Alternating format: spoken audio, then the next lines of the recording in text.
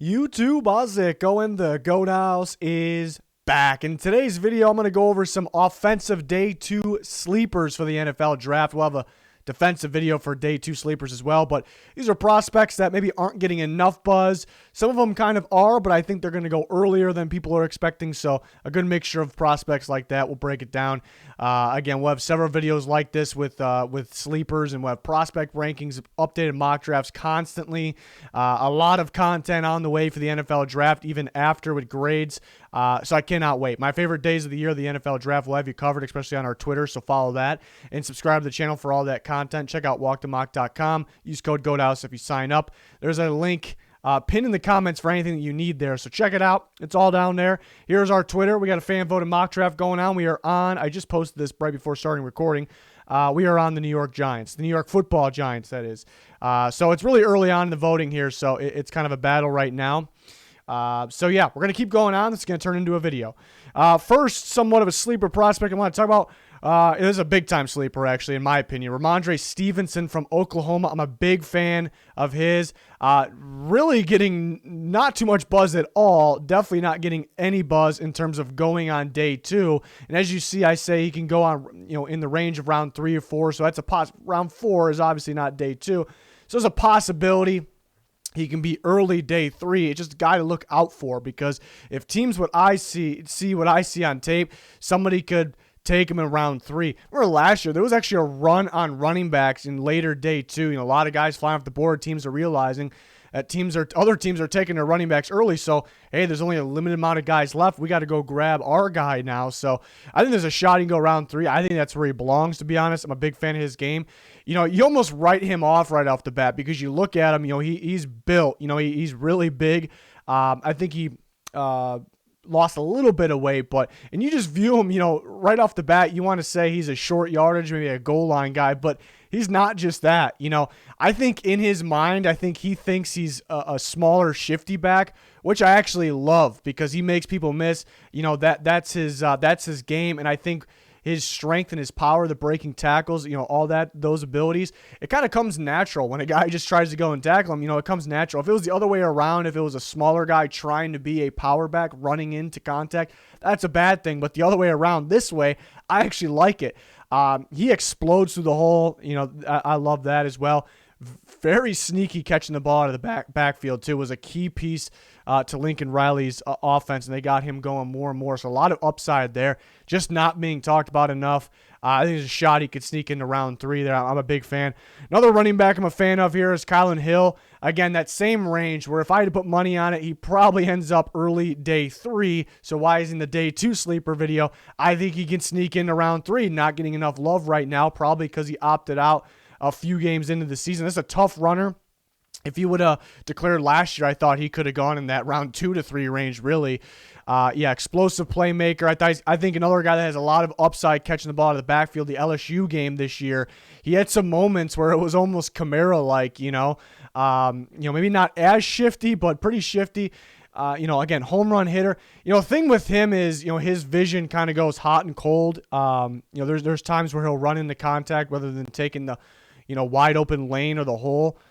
Which usually I write a guy off usually when I see that, because vision is really the number one trait for me.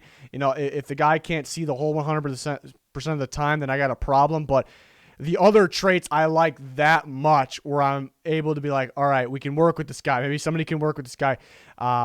Just a mixture of power, athletic ability here, and upside catching the ball out of the backfield.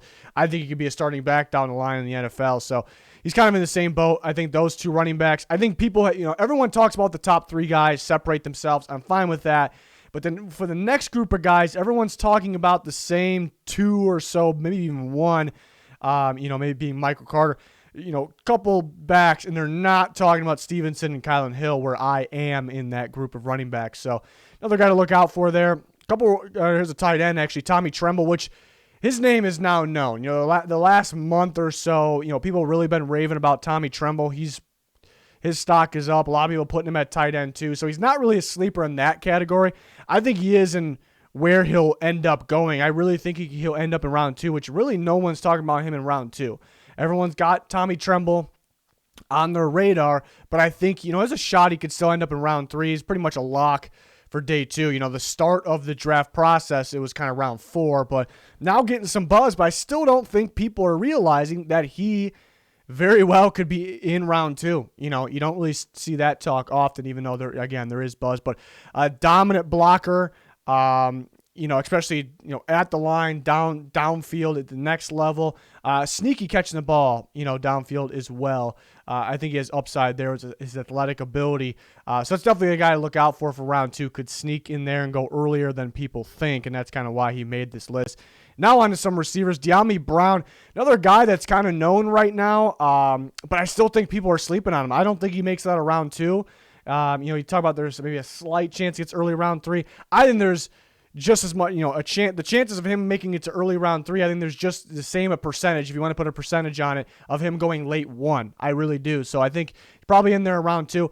I mean, this guy's a home run hitter. You know, he's got the speed, athleticism, contested catchability, knows how to go attack the ball at its highest point. You know, the only knock on him is he didn't run that many. You didn't have a big route tree. He didn't run that many routes, but I don't see any problems. I think he has the footwork, you know, the football knowledge to be able to learn and run those routes for sure. I think instant impact, you know, player here, home run hitting player, you know, any high-powered offensive game. I think, yeah, again, I think you're getting a guy that's going to step in and help the team right away. So I'm a big fan of Diami Brown. The only other person really out there talking about is Chris Sims, which he's very, very high on him. But I think he sees something that other people really aren't talking about. You know, I see it as well. I think it's an explosive playmaker.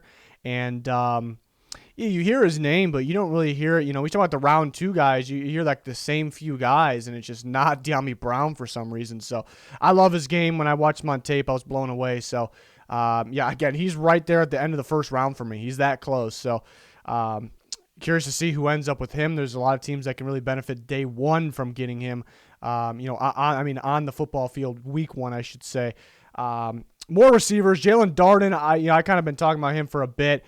Everyone's looking for, you know, that next Tyreek Hill type player. Nobody ends up being that Tyreek Hill type player, but maybe we got some similarities here in Jalen Darden from North Texas. Just elite quickness, mainly. You know, Tyreek Hill maybe got better speed going downfield, but Darden does have fantastic speed going downfield. But he is just so twitchy. It's just really hard to you know, to cover him. In elite production. I mean, elite production.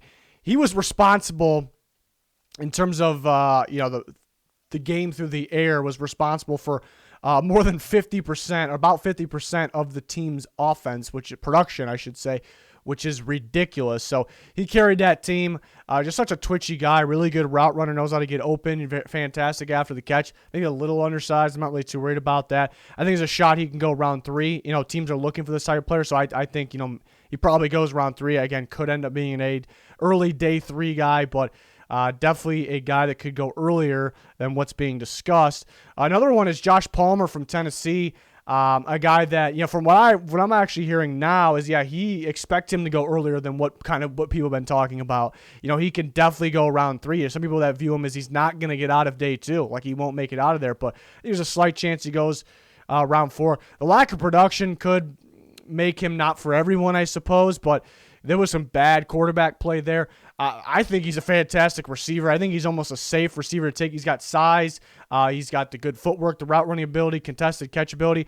When I watch him, I actually compare him to another guy in this draft. I kind of do that sometimes. You know, last year I actually said that about different style, but I said a guy like Darnell Mooney is the day 3 Henry Ruggs, and, you know, he ended up being better than Henry Ruggs in year 1. But I always think there's a guy, you know, those guys you compare in the same draft. I think Josh Palmer is the round 3-4 version of maybe Jamar Chase. Is he going to be as good as Jamar Chase? No, there's more to Jamar Chase's game, but I see some similarities. The way they release off the line, the way they use their length and physicality at the point of the catch to fight off the defensive back, you know, downfield.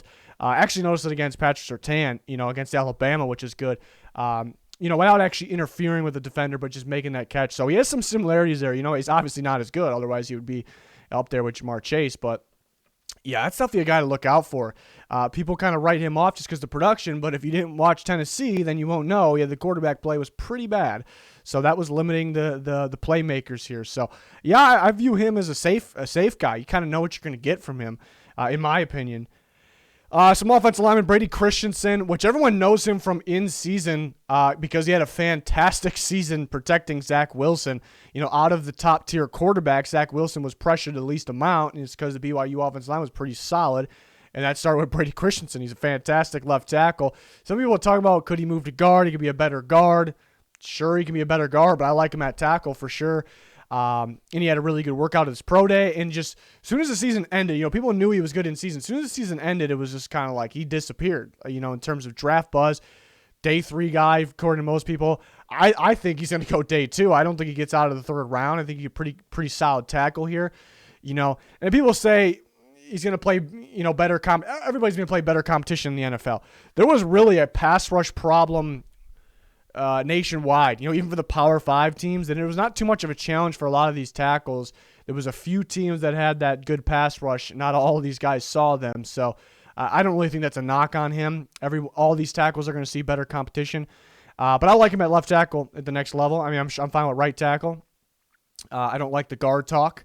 Athletic, strong, could work. I think he can work in zone and man blocking schemes. So that's a guy that can go round 2-3 range, not getting enough love right now. Another tackle, StoneFSyth from Florida. You watch this guy, whether it was in season or on tape, his play just off that really is, does he get out of round 2? It almost feels like that kind of guy. Like he's that good where the tape says that. So why isn't he getting love? He's what does he go about 6'8"? So there's such thing as maybe too tall, too lanky of an offensive lineman. These pass rushers with their bend, getting low, their bend moves around the outside. There's a legitimate concern of these types of offensive linemen. Can they block it? So I understand that concern, but his tape is very good. He's got it. Yeah. The length is still something that, in a way, you could like, because you talk about the edge rushers, the ones with the freaky length, teams love because they can use that length to kind of fight off the offensive lineman, not allow the offensive lineman to get their hands on them and hold them or block them, whatever it is. You won't be able to do that with a guy like this. So there is some upside with the length. I think he's got good athletic ability for his size, and he has good tape as well. So not much buzz. I think teams will probably be scared because he's maybe too lanky, too tall. NFL pass rushers get underneath them, so he could drop to possibly round 4. But I think he could go round 3, and he's not a name that's really popped up at all. So that's definitely why he's a sleeper here for potentially day 2. Brennan James, a guy that I haven't seen anybody talk about Brennan James, so maybe it's a little bold of me to put him in the day 2 sleepers, because with the buzz he's got, which is non-existent, almost feels like he's a day 3 sleeper. You watch him, you put on the tape. This guy's a beast. This guy's an absolute beast. I like him at tackle. There's some upside there if you want to move him to guard, but I like him at tackle for sure. I think NFL teams have definitely finished watching the tape on him. I'm sure they saw him live plenty of times as well. He's better than what the buzz surrounding him is, which is almost non-existent.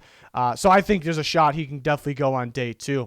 I think it's a good offensive line class, good tackle class, and he's one for some reason that hasn't been talked about enough. So Nebraska's tackle, watch out for him later on day 2.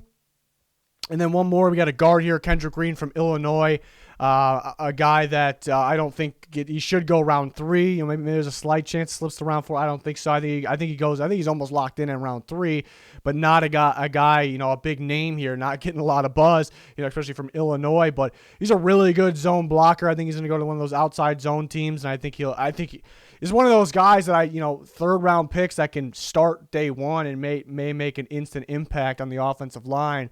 One of those guys here this year. So definitely another guy to look out for. Quite a few offensive linemen in this, but some receivers as well, like the running backs. It's a good running back class. There's not a lot of speed. There's not a lot of speed running backs in this class, but there's a long list of balanced running backs that can do a bit of everything. We'll do the same video for defensive players, of course, and then we'll have a day 3 sleepers video, which kind of focusing on maybe earlier day 3 guys that are going to go earlier on day 3 than you expected, and then eventually maybe we can get to a deep sleepers, later day 3 video like we usually do. We got prospect rankings in the works, a week or 2 for that. Still watching film a little bit, but updated mock drafts constantly. Got member mocks, all kinds of stuff. Got you fully covered on our Twitter as well, so follow that. Link in the comments section for anything that you need there. Please subscribe to the channel for all that content. Smash the like button. Would really appreciate that. But that's going to do it for this one. Thanks for watching. Goodbye.